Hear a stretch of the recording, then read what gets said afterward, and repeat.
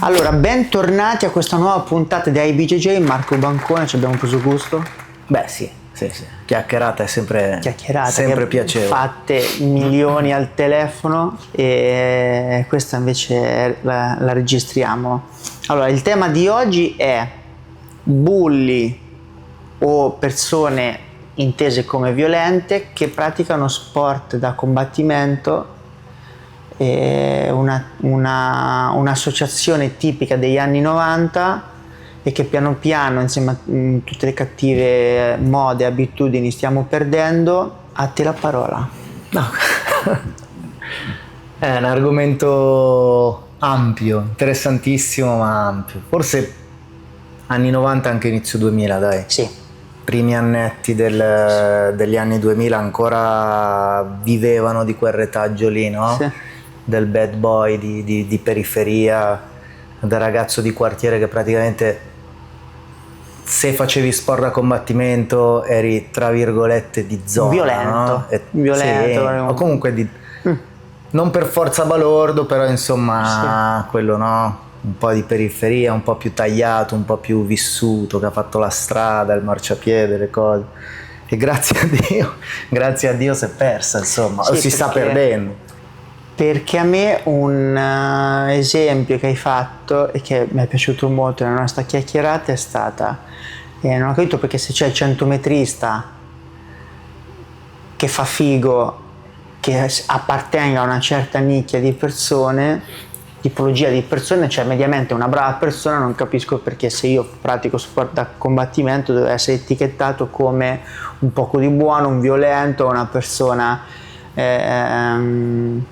Ecco, questa cosa mi è piaciuta perché comunque sia poi anche le mamme che vengono qua sono tutte preoccupate, che gli dicono mi raccomando mio figlio non gli rompete il naso, ma io dico sempre, signora, suo figlio se gli rompo il naso perché lo meno, uno, lui non viene più e secondo, suo figlio non se ne ha più, non sono qua per picchiare suo figlio, sono qua per insegnargli a essere sicuramente una persona più equilibrata, quindi se io uso la violenza con lui non sarà una persona equilibrata. E inoltre gli sto insegnando un'arte marziale, Questa è la cosa diversa. Che si perde parecchio, ma sai, non è neanche secondo me cioè è anche, ovviamente si parte da quel ragionamento lì da quella visione lì dello sport a combattimento, del praticante di sport a combattimento / arte marziale da fuori, perché anche la mia generazione e quella prima, la nostra generazione e quella prima ci hanno sguazzato, cioè gli piaceva. Ci hanno marciato gli stessi coach in una qualche direzione, no? Non a 360 gradi perché non conveniva neanche a loro, sì. Però insomma una certa immagine cioè gli è sempre piaciuto darla. E però la base ancora più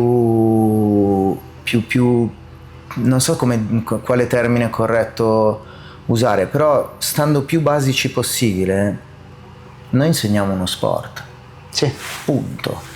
È vero che è un'arte marziale, è vero che alcuni, no, se estendiamo il discorso a vari sport a combattimento, poi bisogna entrare nella differenza tra arte marziale e sport da combattimento, lì si aprirebbero, ne potresti fare altri 200 di podcast, però se stiamo semplicemente sulla disciplina da combattimento sportiva, noi tutto sommato insegniamo uno sport, quindi per quale motivo dobbiamo essere visti diversamente da chi invece insegna, come hai detto tu, atletica o allena nell'atletica o pallavolo, sì. Ma anche stando vicino a noi, perché qua pure si aprirebbe un mondo, ma stando molto vicino a noi, il mondo del judo non è assolutamente inquadrato. Esatto. Se tu vai a fare judo sei una persona estremamente bilanciata, estremamente quadrata, educata, equilibrata.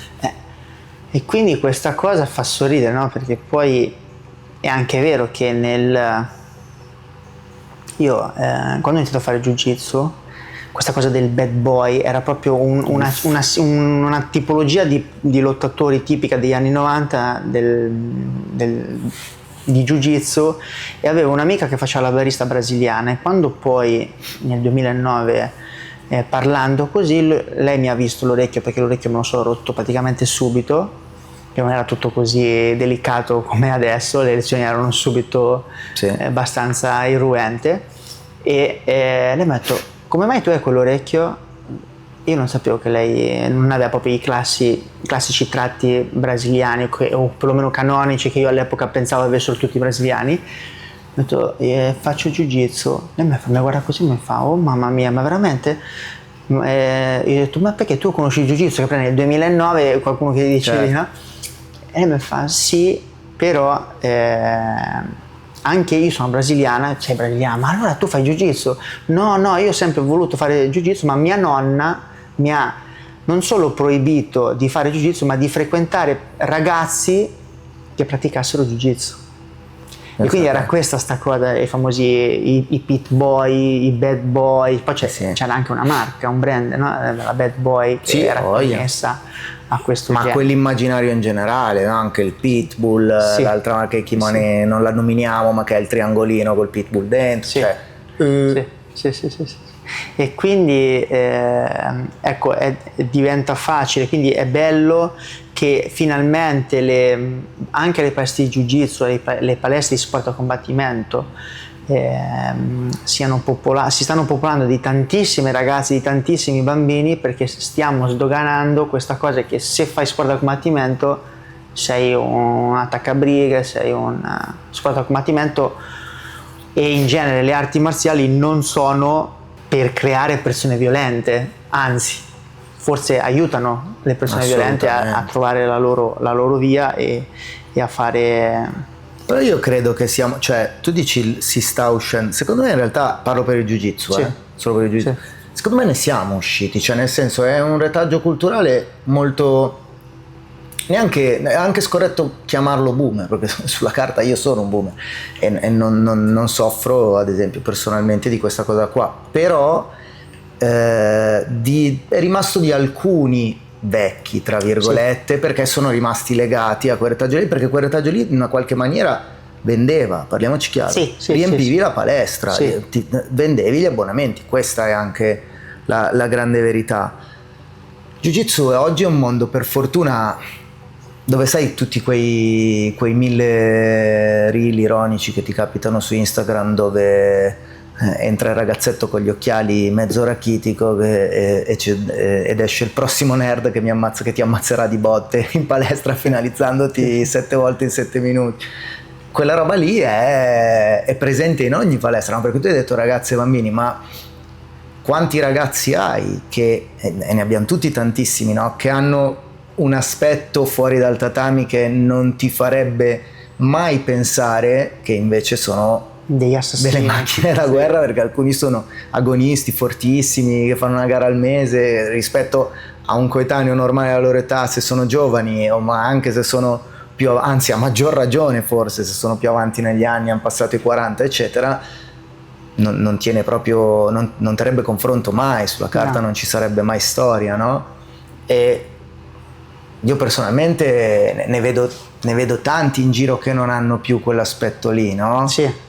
Noi c'era quasi una certa, non dico etichetta, però moda parecchio imperante anche, no? Hai tutta una generazione che ha certi tatuaggi, certo modo di vestire, certo modo di vedere anche il mondo in una certa maniera, senza andare nella politica o altro, però insomma lo vedi che è un retaggio vecchio, è ancora legato a quella roba lì, e vedi il nuovo che per fortuna è sportivo, no? Sì, è realmente sportivo. Perché aumentando i numeri, ma anche tu parlavi del mondo prima, anche all'epoca, anche insomma in giro per il globo, a partire proprio da Brasile e Stati Uniti, c'era una certa immagine, e anche lì è cambiata parecchio, tantissimo. Assolutamente, sdoganare il jiu-jitsu, adesso stiamo parlando di questo, ma sdoganare il jiu-jitsu serve anche questo, perché se l'immagine, quello che la gente vede fuori è che se vai lì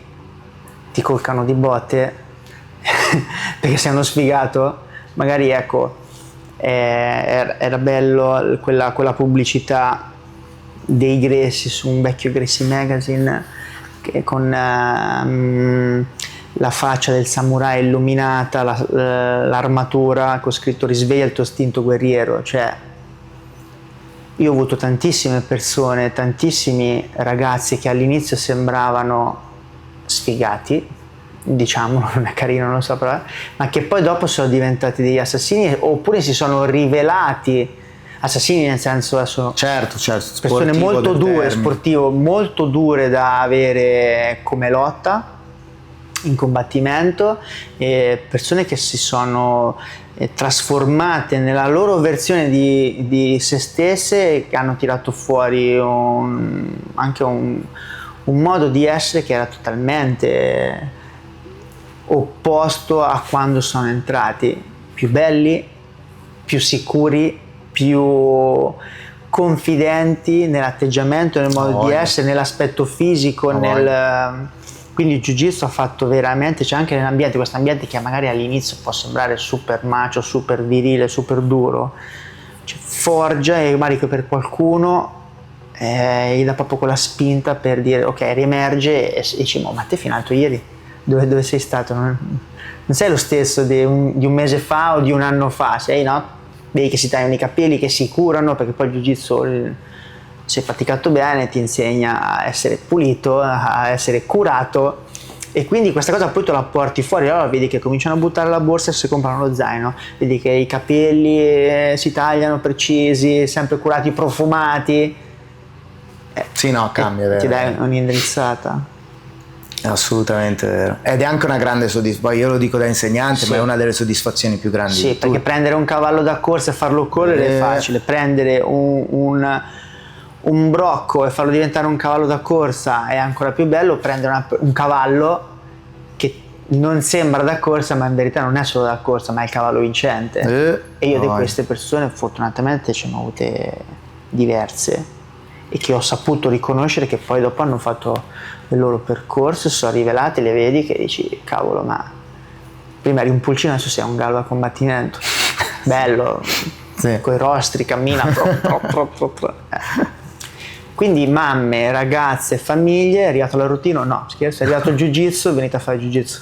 Beh, ma tutta la vita, certo, per questo e altri mille motivi validi, certamente. Sì. È finita. Vuoi chiudere così? Sì. Va bene, chiudiamola, sei stato diplomatico.